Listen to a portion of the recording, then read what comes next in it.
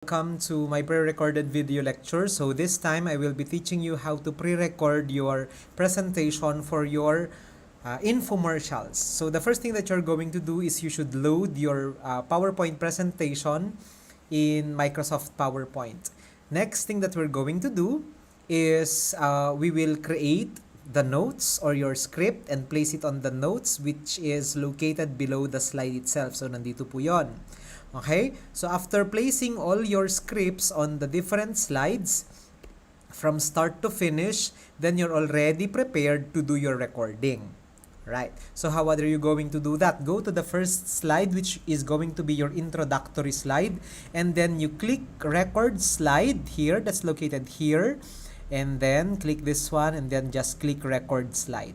So as you can see, magkakaroon po dito ng record button, which is the red button here, and then if your Windows is also updated, your camera will also start recording. Kung wala naman camera, okay lang po, basta the audio is there, it's okay. Okay, so the first thing that you're going to do is just click record button and then just read your script. So 3, 2, 1. Magandang araw sa inyong lahat and welcome to another pre-recorded video lecture for the subject M105 Comprehensive Family Planning.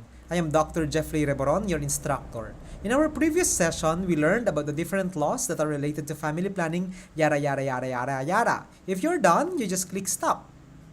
And then malalaman mo na meron kang 18 seconds in your recording for this clip. Okay? So if you're happy with that, you can go proceed to the next one. Okay? Pero kung gusto mo namang i-check, you can just click escape. And then punta ka sa first slide, and then makikita mo na meron na siyang recording kung nandito na yung play button here. So we can check by using this one, or we can just check by using this one. So slideshow, view show. Okay, play from the start, pwede yon, or pwedeng i-click mo dito using this. Magandang araw sa inyong lahat and welcome to another pre-recorded video lecture, or pwede din ito. Magandang araw sa inyong lahat and welcome to another pre-recorded video lecture for the subject M105 Comprehensive Family Planning. I am Dr. Jeffrey Reboron, your instructor. Alright, so supposing you're already happy with that recording, the next thing that you're going to do is save it. So how do we save it? You go to File and then Export. Sa amin kasi, pag Macintosh kasi ang gamit, you use the term export. Pero pag Windows naman, pwedeng gamitin ng save as. So what do we do? Is dito, export, and then you just place the file name here, the location kung saan mo siya isa-save. So desktop, documents, makamukha yun, basta yung mabirukan yung aparte, and then you click this one, you click MP4. Alright? So, and then export. Yan po yung ginagamit pag Macintosh.